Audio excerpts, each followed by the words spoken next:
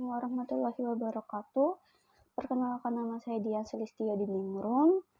Saya siswi dari SMK Kesehatan Prima Indonesia. Saya dari jurusan 11 Askep B, nomor absen 11. Kali ini saya akan menjelaskan tentang tingkat kesadaran pada pasien. Nah, untuk kesadaran yang tersendiri adalah kesadaran adalah kondisi terjaga atau mampu memahami apa yang sedang terjadi pada diri sendiri, lingkungan, dan keberadaan dirinya di lingkungan, semua ide, perasaan, pendapat, dan sebagainya yang dimiliki seseorang atau kelompok orang. Untuk tingkat kesadaran adalah ukuran dari kesadaran dan respon seseorang terhadap rangsangan atau stimulus dari lingkungan.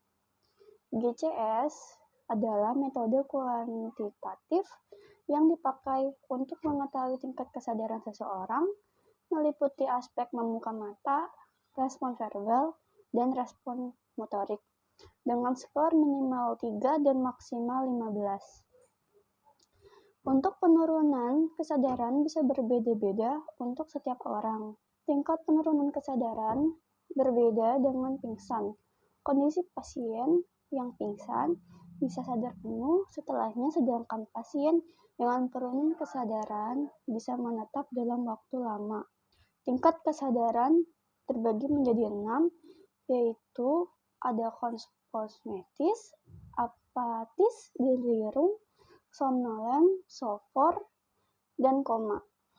Untuk tingkat kesadarannya, kosmetis yaitu kesadaran normal, sadar sepenuhnya, dapat menjawab semua pertanyaan tentang keadaan sekelilingnya. Untuk apatis yaitu keadaan kesadaran yang segan untuk berhubungan dengan sekitarnya. Sikap pasien acuh tak acuh dan kotak mata yang kurang fokus. Untuk delirium yaitu penurunan kesadaran pasien menjadi gelisah, disorientasi, orang, tempat, waktu, memberontak, berteriak-teriak, berhalusinasi, kadang berkhayal, terjadi kekacauan motorik, dan gangguan siklus istirahat tidur. Untuk somnolen, yaitu kesadaran menurut respon psikomotor yang lambat, mudah tertidur, namun kesadaran dapat pulih bila dirangsang, mudah dibangunkan tetapi akan cepat tertidur lagi. Mampu memberi jawaban verbal, pasien dengan kondisi ini lebih banyak tertidur, dan reaksi psikologisnya lambat. Sopor yaitu keadaan mengantuk yang dalam seperti tertidur lelap.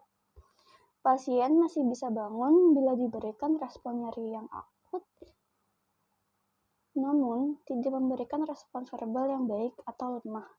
Pasien dengan kondisi ini memiliki respon pupil dan refleks kornea dengan baik, tetapi sulit mengontrol proses BAB dan BAK. Untuk tingkat kesadaran terakhir yaitu koma, yaitu kondisi ketika pasien tidak bisa dibangunkan. Penurunan kesadaran yang dalam, tidak ada respon terhadap rangsangan apapun, tidak ada respon kornea maupun refleks muntah. Mungkin juga tidak ada respon pupil terhadap cahaya. Untuk penyebab penurunan kesadaran ada 5. Yang pertama, kekurangan oksigen, hipoksia akibat penurunan aliran darah ke otak. 2. Tekanan berlebihan di rongga kepala akibat benturan di kepala atau pecahnya pembuluh darah otak yang menekan jaringan otak dan terjadi peningkatan tekanan intrakranial karena pendarahan, stroke, tumor otak, infeksi, dan epilepsi. 3. Kondisi penyakit tertentu seperti pasien dengan diabetes mellitus yang mengalami koma, ketoasidosis.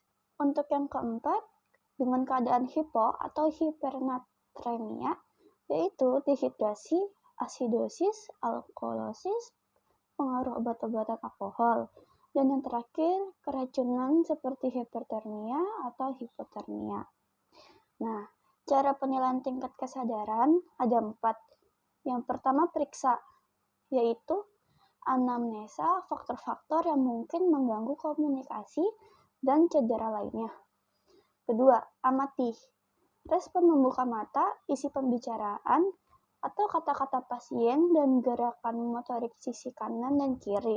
Untuk ketiga yaitu stimulus, suara instruksi, suara atau suara lantang, fisik tekan di ujung jari, trapezius atau supraorbita, dan yang keempat berikan nilai, yaitu sesuai respon tertinggi.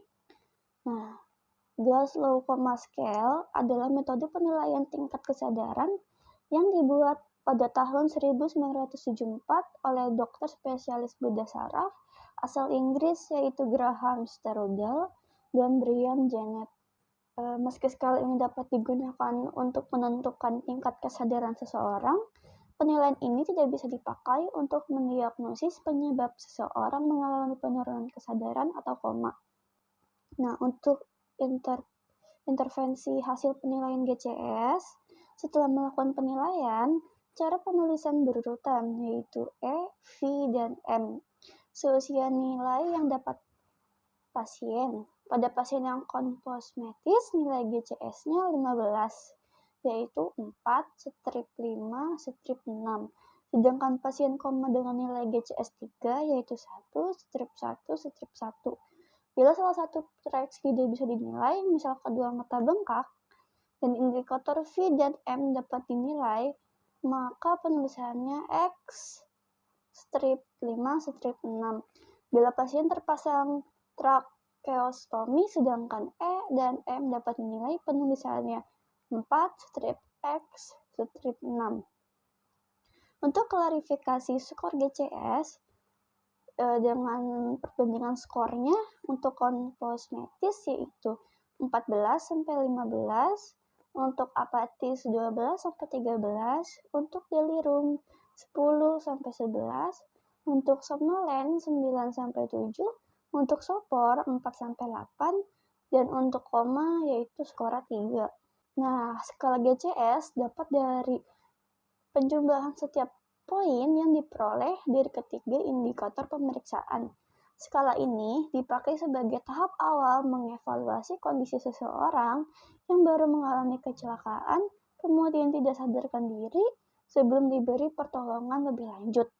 Nah, sebagai pertolongan pertama, kamu bisa melapor angka GCS kepada pihak medis yang menangani selanjutnya. Perhitungan ini menjadi dasar untuk menentukan penanganan, juga untuk menilai respon terhadap pengobatan yang diberikan. Nah, untuk video prakteknya di sini nanti aku taruh. Jadi di sini saya akan menjelaskan tentang tingkat kesadaran pada pasien. Pasien terdiri tingkat kesadaran terdiri dari 3. Yang pertama mata, verbal, dan motorik. Nah, untuk yang mata tingkat tertinggi skornya ada 4 dan yang terendahnya 1. Skor 1 jika pasien kita beri nyeri dan suara dia tidak meresponnya matanya. Yang kedua, kita memberikan rangsangan nyeri, pasien membuka mata. Nah, sudah. Skor 3, kita menggunakan suara, pasien sudah merespon dengan cara membuka mata. Bu, ya. Yang keempat, jika kita datang, pasien sudah merespon dengan sendirinya. Nah, sudah ya. Nah, sekarang yang verbal, skor tertingginya 5 dan yang terendahnya 1. Untuk skor 1, jika kita memberikan nyeri dan suara, pasien tidak merespon. Skor kedua, jika kita berbicara dengan pasien mengarang, Bu, Bu. Yang ketiga, skor ketiga, jika kita berbicara dengan pasien kata-kata tidak nyambung. Ibu sedang apa, Bu? Pengen nyapu ya. Nah, skor yang keempat, jika kita berbicara dengan pasien tapi pasien bingung. Ibu, sekarang kita lagi di mana ya, Bu? Hah? Kita di mana ya, Bu? Nggak tahu ya. Ya. Untuk skor yang 5, jika kita berbicara dengan pasien jawaban benar. Ibu namanya siapa, Ibu? Cinta Najwa. Ibu anak berapa? Pertama. Udah. Kita lanjut ke motorik. Metode skor tertingginya 6, yang terendahnya 1. Untuk yang skor 1, kita berikan nyeri dan pasien tidak ada respon. Sudah. Untuk skor kedua, jika kita beri nyeri, pasien merespon dengan menjauh. Sudah, iya. Untuk skor ketiga, jika kita memberikan rasa mantap, pasien menekuk. Untuk yang skor keempat, kita memberikan tangan, pasien menghindar rasa nyeri. Skor kelima, jika kita beri rasa nyeri, pasien akan menghindar. Dia sudah merasakan rasa nyerinya. Nah, untuk yang skor yang tertinggi itu 6, kita dengan menggunakan perintah saja pasien sudah mengeluh. Ibu, angkat tangan sebelah kanan, Bu. Sudah. Ya. Jadi cukup sekian dari saya. Terima kasih. Sekian dari saya, kurang lebih seperti itu. Jika ada kesalahan, mohon maaf. Wassalamualaikum warahmatullahi wabarakatuh.